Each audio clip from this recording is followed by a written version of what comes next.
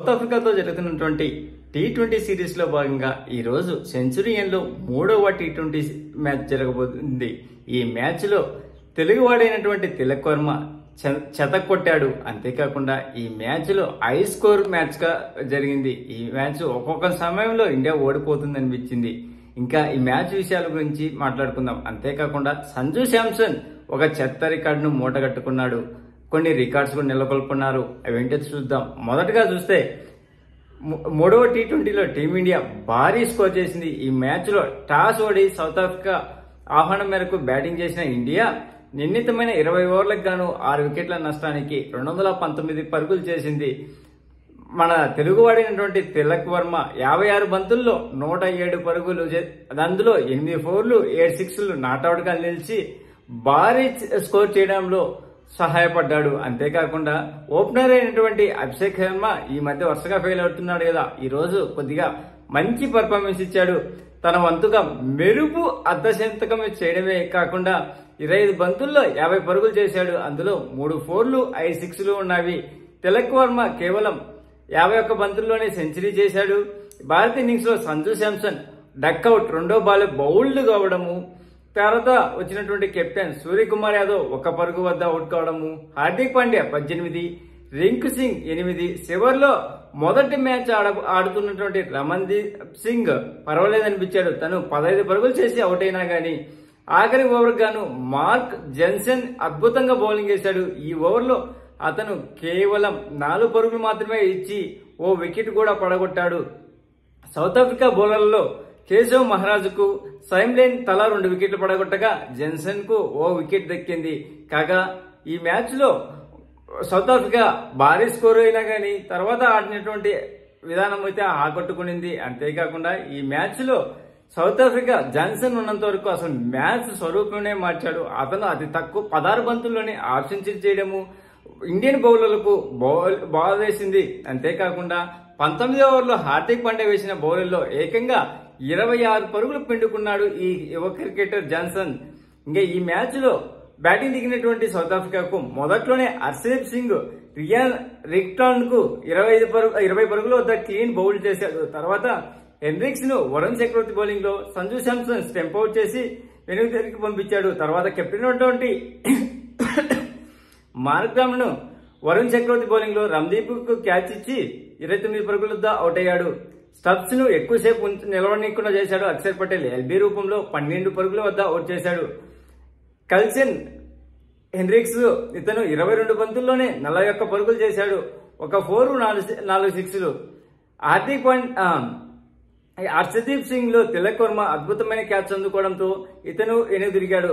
David Miller Hardik Pandya bowling లో 6 కొట్టి ఆ మరుసటి బంతే మళ్ళీ 6 కొట్టడానికి పోతే అక్షర్ పటేల్ అద్భుతమైన క్యాచ్ బౌండరీ వద్ద అందుకోవడంతో ఇతను అవుట్ అయ్యాడు. 18 బంతుల్లోనే 18 పరుగులు చేసినటువంటి David Warner Hardik Pandya bowling లో వికెట్ ఇచ్చి అవుట్ అయ్యాడు. తర్వాత వచ్చినటువంటి జాన్సన్ ఆకాశమే హద్దుగా ఇతను కేవలం 17 బంతుల్లోనే 54 పరుగులు చేసి అవుట్ అయ్యాడు హర్షదీప్ బౌలింగ్ లో లాస్ట్ ఓవర్ లో.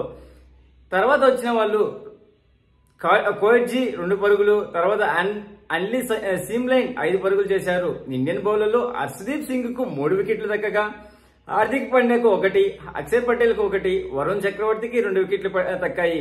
ఈ మ్యాచ్ లో హర్షదీప్ సింగ్ లాస్ట్ ఓవర్ వేసిన విధానం చాలా బాగుంది.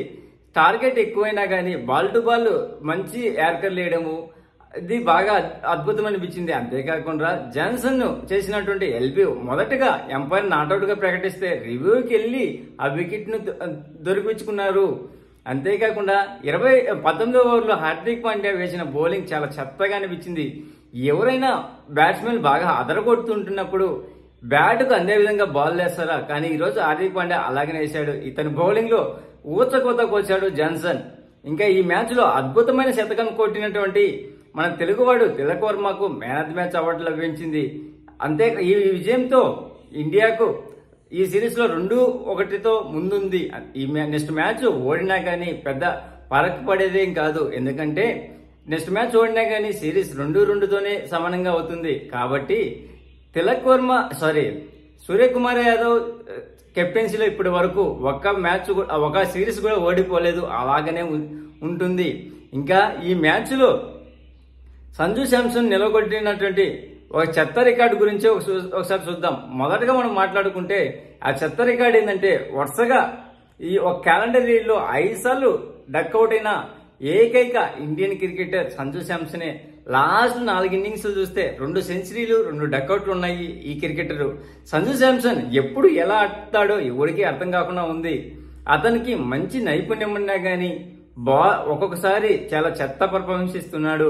అంతేకాకుండా ఈరోజు అది కెరీర్ స్టార్ట్ చేసిన ఫస్ట్ బాల్లే 6 కొట్టినాడు రమణ్దీప్ సింగ్. అంతకుముందు సూర్యకుమార్ యాదవ్ కూడా ఇలాగనే జార్ప్ అక్షర్ బౌలింగ్ లో ఇంగ్లాండ్ బౌలర్, అతని బౌలింగ్ లో సూర్యకుమార్ యాదవ్ కూడా 6 కొట్టాడు. మళ్ళీ ఈరోజు రమణ్దీప్ అలానే 6 కొట్టాడు. అంతేకాకుండా T20 సిరీస్ లో యంగెస్ట్ ప్లేయర్ సెంచరీ చేసిన ఇండియన్ టీంలుగా తిలక్ వర్మ 2వ వాడిగా రికార్డుకి ఎక్కాడు. అంతకుముందు 21,079 రోజులకు గాను యశస్వి జైస్వాల్ నేపాల్ మీద సెంచరీ చేస్తే తర్వాత మన తెలుగువాడైనటువంటి తిలక్ వర్మ 22 సంవత్సరాల 5 రోజులకు గాను ఈ రోజు సౌత్ ఆఫ్రికాలో సెంచరీ చేశాడు. తర్వాత తిలక్ వర్మ తర్వాత శుభం గిల్ 23 సంవత్సరాల 146 రోజులకు గాను న్యూజిలాండ్ మీద చేసిన సెంచరీ ఉంది. 4th సురేష్ రైనా 23 సంవత్సరాల 156 రోజులకు గాను సౌత్ ఆఫ్రికా మీదనే చేసింది సెంచరీ. ఇవి ఈ రోజు జరిగినటువంటి match highlights. Please friends like చెప్తే లైక్ చేయండి, కొత్తగా వచ్చిన వాళ్ళు సబ్స్క్రైబ్ చేయండి. Thank you. Signing off your Mahindra.